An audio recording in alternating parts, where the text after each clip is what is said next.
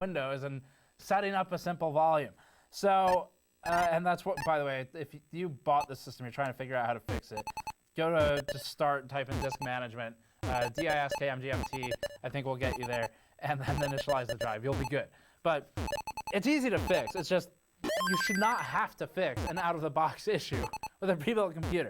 It's the whole damn point of the pre-built computers.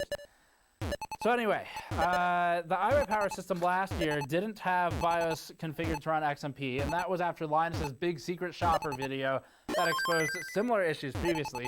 We also found more problems than that, but that was the main one. The Walmart PC booted to a boot media not found screen when we repurchased it recently because the wrong device was selected in BIOS.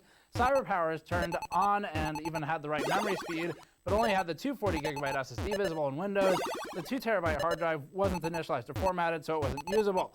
This, by the way, is also part of what has allowed Apple to grow, because Apple, as much as you might dislike it, and I personally do have a lot of issues with Apple's hardware, Apple wouldn't get this kind of thing wrong. And that's why it's gotten itself into the position it's in. It'll get a whole hell of a lot of other things wrong, but this type of thing is so basic. So the point being that it's driving people away from just Windows and towards other things. Anyway, this overall detracts from the confidence that the rest of the build will be any good if they can't even initialize the drives. That's a problem. And you're going to have customers who bought this saying, I thought it had 2TB, I need more memory, by which they mean storage space. And then they're either going to return it or buy something else or buy something in addition to it or get ripped off. So that's the problem there. To CyberPower's credit, the company did do a number of things well. The sticker on the back of the case is a great way to make sure purchasers don't make one of the most common mistakes of plugging a monitor into onboard video if present. The company also has always done exceptionally well on packaging. We filmed it probably 6 or more years ago, but the packing foam used internally basically inflates to conform to the internal components of the system. So this protects the video card in shipping, it's good attention to detail, and it works well. As far as the rest, the main upside is that CyberPower didn't install any bloatware on the system. So that is a really genuinely nice departure from what you might get out of a huge OEM, like the mainstream one. Most companies will install bloatware on systems because they get some sort of marketing development fund or profit sharing agreement. So it makes sense because from a business perspective, they want to make money back. But from a consumer perspective, it's a horrible practice. And one of the things that companies like CyberPower, iWiPower, Origin, and the other more boutique system integrators do, they've always had the advantage of not putting bloatware on the systems for the most part, and that's a big upside. All right, we need to talk about thermals on this thing. Rather than implementing any of the usual controls we would do for a thermal test, like with case reviews, where we control fan speeds carefully and we set the RPMs for every device so that we know exactly what it's doing, we decided to instead test this out of box and in a way a real user would. We still controlled ambient and all the usual environment variables, but we didn't control anything that the system was doing at all, other than the software that was running on it. That means whatever fan speed CyberPower configured, whatever BIOS settings they pre-applied, and whatever case they decided to use, we left all of that alone. Our first test is a thermal torture test, where both the CPU and the GPU are loaded. First off, you can see that the pre-test idle period has the CPU oscillating between 43 and 33 degrees Celsius, and we need to look at what the fan is doing once we get to the next chart. The CPU ramps extremely hard at the outset of the thermal load and is unable to spin up quickly enough for the load spike, hitting 80 degrees Celsius within about 90 seconds of the test starting.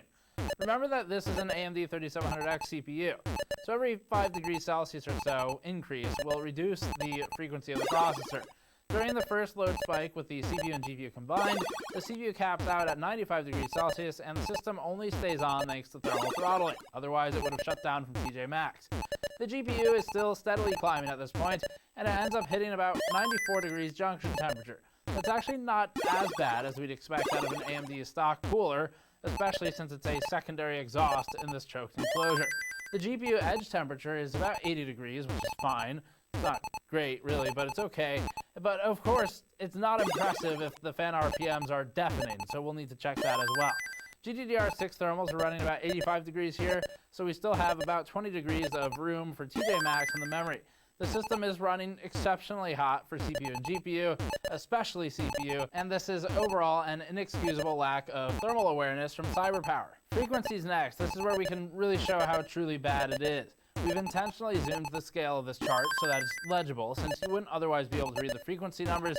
If you think we're always just complaining about temperatures simply because the numbers are bigger than if they were lower temperatures, this is where we can show you that it's more than just numbers. It's also performance, different numbers, but they're numbers that impact how the computer actually works. The frequency starts at about 4210 megahertz, but drops slowly down to 4030 megahertz.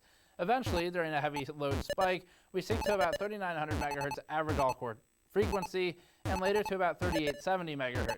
This is exceptionally bad performance in an impressive way, and we're not sure whether CyberPower should be ashamed or proud that it was able to assemble a system that runs this hot. The loss in frequency is about 8% from temperature alone. The cores are all loaded the entire test, so this is purely temperature dependent. It's not just normal boosting behavior, other than the fact that it's normal to clock down when it's overheating. Remember that a reduction in all-core frequency of 8% can extrapolate out to a loss greater than 8% in some applications, because that's going to be a loss of 8% on frequency per core, since we're looking at an average of all-core frequency, with some worse than others. Here's our RPM plot. The fan RPM is bouncing around when idle, which would explain the earlier temperature numbers and the audible, annoying whirring going on when the system was sitting around doing literally nothing. As the load ramped, the CPU fan reached about 2800 RPM, with the GPU fan mostly around 2000 RPM, albeit with a hard drop in the middle from something more likely related to AMD drivers than anything else. The 2000 RPM GPU fan has it around 49 to 50 dBA at a 20-inch distance, not counting the CPU fan's noise. Finally, for a gaming thermal benchmark, we're reducing the CPU load significantly and maintaining the higher GPU load. The CPU ends up oscillating a lot in this one, as does its fan, not shown here, and it bounces between 45 degrees and 55 or 58 degrees Celsius. The temperatures are fine in an absolute sense, but the lack of a smooth line means that noise is inconsistent, which makes it a lot more noticeable. We'd rather have a more sustained higher noise in terms of volume than having different types of noise fluctuating constantly and seemingly at an almost like pulsar frequency.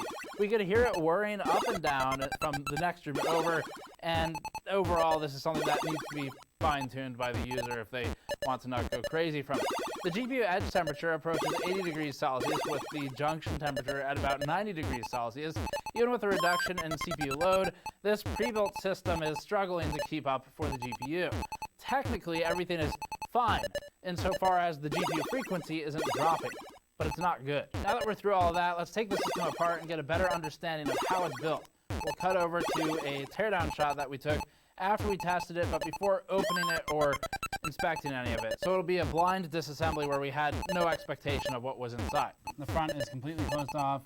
You've got this diagonal stylization, and then even within that, a triangle, really weird small triangle at the bottom, where actually there's no fan behind that. It's the only place in the front where there isn't a fan. Both fans are up here, behind the solid panel, and then your air is technically there, and that's kind of it. So what we need to do now is take this apart and look more at the assembly quality of everything. At this point, we should have talked about the component selection and some of the smaller stuff like the sticker that they have on here to help the more likely buyers figure out where their video plugs in. That's all actually a good feature. But internally, let's take a look. Internally, it looks like there's you've got the 5700 non-XT reference and a bigger cooler mass. Actually rattling noise when I did that.